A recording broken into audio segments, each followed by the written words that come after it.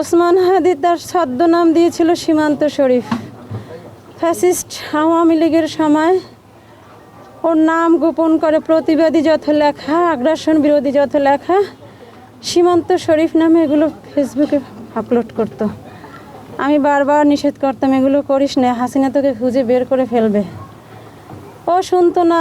ওর রক্তে মাংসে বিপ্লব আর বিপ্লব। দেশের এই ক্লান্তিকর অবস্থায় ওর মাথায় ছিল জাতির কিভাবে বিচারের প্রক্রিয়া। আপনারা জানেন এই ডিপার্টমেন্ট হচ্ছে মিনিস্ট্রি অফ হোম, যেটাকে আমরা বলি স্বরাষ্ট্র মন্ত্রণালয়। আমি যতটুকু জানি স্বরাষ্ট্র মন্ত্রণালয় দিনরাত কাজ করছে। কিছু কিছু ধরা পড়েছে, অনেক সাক্ষী প্রমাণ সামনে আসছে, যদিও আমি এটা সম্বন্ধে ভিতরে জানি না, কিন্তু আমি যতটুকু জানি যেগুলো নিয়ে আলোচনা হয়েছে। একমাত্র স্মার্ট সিটি বসুন্ধরা, আধুনিকতায় এক ধাপ এগিয়ে।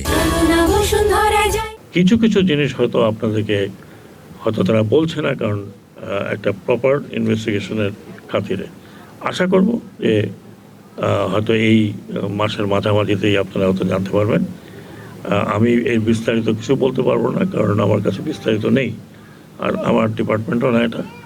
আমি যতটুকু জানি যে আমরা অত্যন্ত সিরিয়াস, গভর্নমেন্ট অত্যন্ত সিরিয়াস এটা নিয়ে। পার্শ্ববর্তী দেশ যদি কোনো তারা সেখানে চলে গিয়ে থাকে, সেখান থেকেও ফিরিয়ে আনার ব্যবস্থা ডেফিনেটলি হচ্ছে। তো আমি এটুকু বলতে পারি যে আমরা সবাই চাই যে হাদির হত্যাকারীর বিচার শুধু না, এর পেছনে কারা জড়িত আছে সেটাও যাতে বের হয়ে আসে। যেই থাকুক দেশে বা দেশের বাইরে, তারা জনসমক্ষে এটা বিস্তারিতভাবে বলা হবে বলে আমি আশা করছি।